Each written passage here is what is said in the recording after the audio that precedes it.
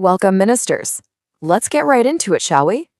Today's explainer is a high-stakes briefing on what is arguably our absolute most critical national asset right now, our demographic dividend.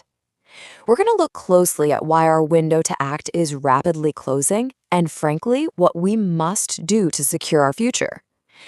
This isn't just some dry economic forecast. This is literally the blueprint for our nation's entire trajectory over the next few decades. Okay, let's dive into this. We're standing at a massive historic crossroads. Our nation's youth bulge can either propel us straight to superpower status, or if we mismanage it, it could become a staggering demographic burden. As this quote from our source material perfectly sums up, a demographic dividend is not an automatic guarantee of wealth.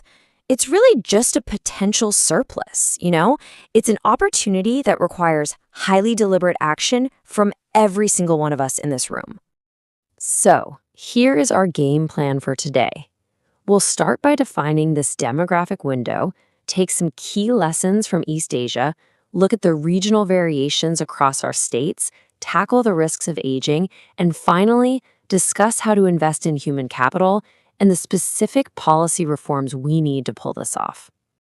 All right, Section 1, let's get grounded on the demographic window. The crucial takeaway here is that just having a huge population isn't enough on its own. The magic happens because of the shift in our age structure.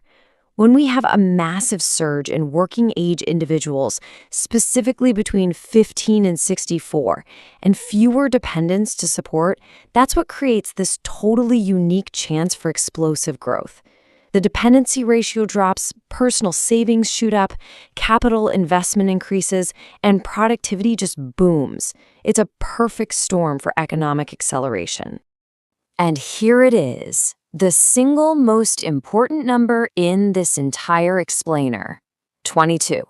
We have exactly a 22-year window, strictly bound between 2013 and 2035, to harness this favorable age structure.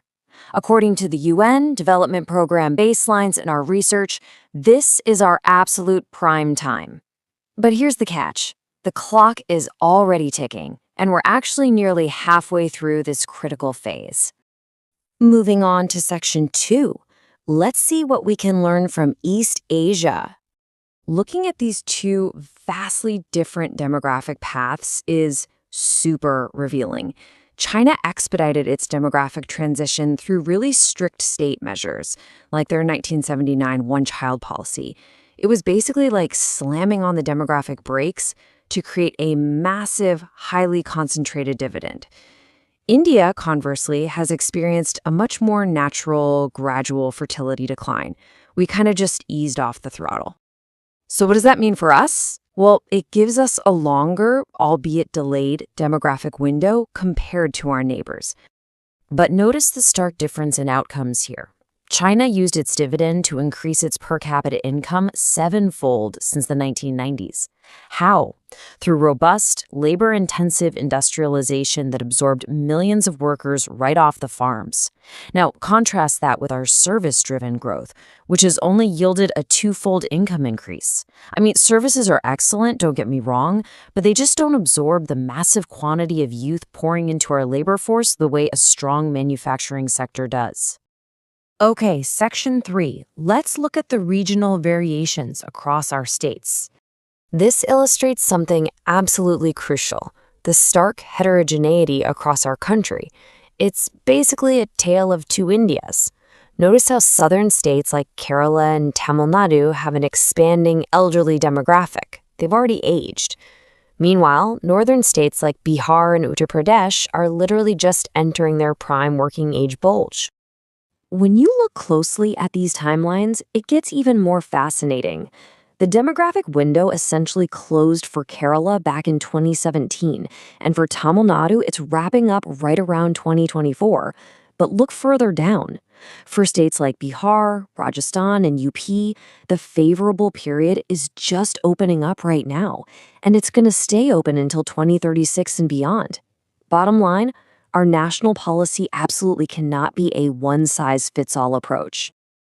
This brings us to Section 4, the undeniable risk of aging. Honestly, ministers, this is the question that should keep this cabinet awake at night. What happens if we fail to create industrial and agricultural absorption capacity for all these young people? Well, our demographic dividend aggressively transforms into a demographic disaster.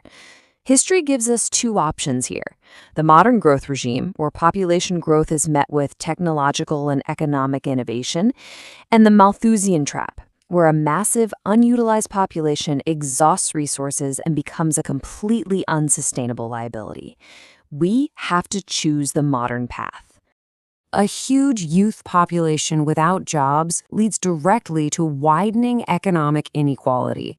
And as the data from the IFO Institute highlights, when a youth bulge is combined with weak institutions and a lack of opportunity, it's basically a ticking time bomb. It fosters severe social unrest, rising crime, and massive political instability. It's a risk we simply can't afford. And here is the other side of the coin. While our child dependency ratio is currently falling, meaning we have fewer kids to support per worker, our elderly dependency ratio is poised to skyrocket. By 2040, we are going to face massive future financial burdens for health and pension services. We literally have to generate the wealth right now to be able to afford the aging society we will inevitably become tomorrow. Right, let's move to Section 5. Investing in human capital. If we look at the Cobb-Douglas production model cited in our research, it makes one thing incredibly clear. Labor quantity means absolutely zero without labor quality. Seriously. Reforming primary and secondary education so it actually matches real-world industry needs, rather than just handing out degrees, is non-negotiable. Pair that with basic preventative health care, and those become our primary growth multipliers. These are the enablers that transform a population from a liability into a highly productive asset. Now, I really want to draw your attention to this shockingly low figure. 25%. That represents our female labor force participation rate. Ministers, empowering women through safety, legal reforms, and equal opportunity could literally double our effective workforce overnight. Double it. It is without a doubt the single most underutilized economic lever we possess to maximize this entire dividend. Okay, final section. Section 6, Policy Reforms for Growth. Let's get into the specifics. We must aggressively execute these 3 steps. First, we've got to drive the Make in India and production-linked incentive schemes to finally absorb our massive surplus of agricultural labor. Second, we have to fully utilize Ayushman Bharat to expand preventive healthcare, which keeps our workforce healthy and productive. Third, we desperately need to promote MSMEs. These smaller businesses are the true engines of localized job creation, especially across our younger northern states. And to pull all this off, we need an unprecedented federal cooperation strategy. The center and states have got to work together like never before, because as we saw earlier, we have vastly different realities.